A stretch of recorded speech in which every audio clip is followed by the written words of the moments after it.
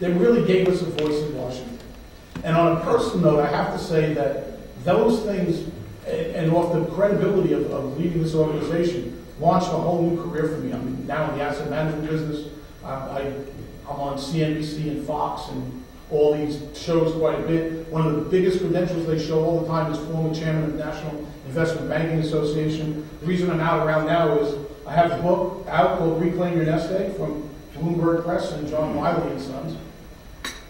And I got this book deal from them on the back of the fact that I'm in the media quite a bit. And that wouldn't have happened if it wasn't for the mail that was created by this organization. So when Emily asked if I would come and speak, the answer was absolutely yes, because it's really vital. So why is this all important now, other than some guy coming back 10 years later to say thank you? There was a climate on Washington now, and I talk a lot about it, and if you go to my website and you Google it, I put up a number of clips from CNBC or Fox or different places. And what I've been talking a lot about lately is that, the system's broken. We all know that. There's no magic in realizing that things aren't really working in Washington. But we have an unbelievable opportunity. Anyone in any industry right now, but specifically in the financial services industry. And that opportunity comes from the fact that there's a huge change in Washington from the election. And now, a lot of people aren't going to want to be seen as compromising on ideas that have been out there for a long time. Because that's what's going to catch the headline. The headlines will start reading like things like, Republicans cave in, Democrats give way. Now is the time for new ideas. Now is the time to talk to your local elected official, to put out a platform of things that might not be out in the marketplace. I'm here to tell you that, a good publicist could get you in a lot of places, pick your handful of issues, and believe me, like a balloon filled with helium, they really have the opportunity now to get heard. I am asked all the time to talk about things, quite frankly, that I'm probably not even qualified to talk about. Because, there's a dearth of people out there that talk specifically about the structural issues affecting individual investors, small cap companies, and especially micro cap companies. Fox a couple of weeks ago was doing a whole week on the government's war with business. And I was invited on, and I twisted that around. I think Emily put it on the website. I twisted it around. It's a war with the investing class in America. And I would say, taking a page of what I know already works from first-hand experience, that coming up with issues, framing them right now in a little bit different way, because now there's two people you have to play to. You have to play to the regulators, where the rules are really going to happen, and you have to play to the elected officials. But the one thing I know for sure they will respond to is what's leading the news, what's getting the buzz, because that's what gets people elected. It's unfortunate, that's the country we live in, that's the system we have, but if, as an organization, you can come up with, those handful of ideas, three of them, whether those three or three other ones, I think that now is the time, over the next year, you can really get yourself heard and reestablish the organization as having a real voice for the microcap issue. The important thing is to frame the issue.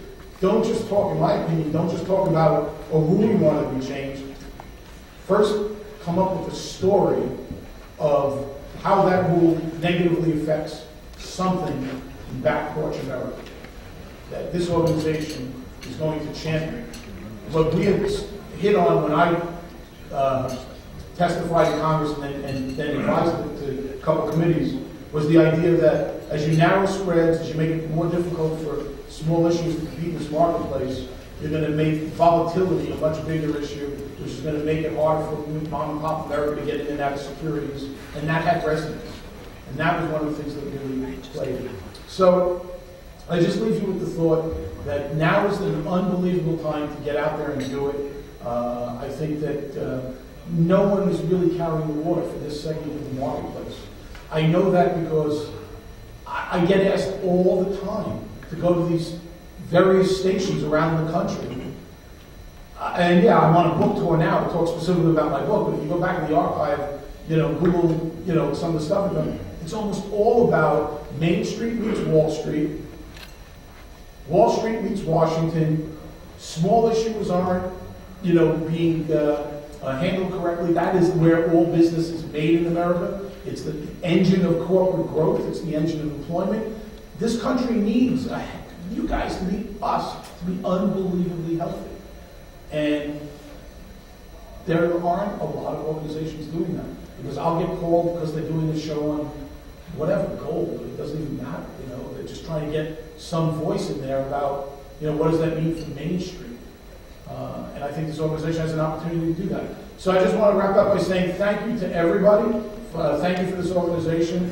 I know that my involvement here and the credentials that I got leading this group for that short period of time really set me off on a whole new career now in the asset management business, running way more money than I ever thought I would. And I'll just leave you with this thought. The irony of it, I used to own Princeton Securities. We made markets at 350 securities and had quite a big retail organization. And today, as a result of the fact that I'm now into money management and asset allocation, I have more money in small cap stocks today than I ever had when I had a firm that just specialized in it, which I find is amazing because I keep probably about 20% of my allocations is still in small cap. And when you run hundreds of millions of dollars, that turns out to be a lot of small cap stocks. So before you come running to me with ideas, I mostly asset allocation managers that handle those types of things. But I would say that, to kind of dovetail a little bit into what they said in the program here, is that if there's one area that this sector of the marketplace really does have a black eye, and in many cases, unfortunately, deserve a black eye, is that, as I write in this book, that one of the hardest transitions I made in my career was when I went from selling dreams, because every small company has a dream. Every small company has a sexy story. There's not a company here today that doesn't have a sexy story, because otherwise you wouldn't have found a champion to come help you tell it. But investors might be moved by sexy stories, and it's easy to get them to part with capital to invest. But, if you broaden out what you do a little bit, I'm not suggesting people should change their game plan. I'm just saying for one guy, that once I started to talk about overall asset allocation, going to a fee-based model, I was shocked when I started to prepare for what I was going to say, and I realized that in 13 years of building a pretty good brokerage firm, today, basically selling large cap asset allocation, fixed income, I have more money in small cap stocks, and every penny is discretionary than I ever had in Princeton Securities. So that's my story. I'll take any questions if you want, but thank you very much for having me.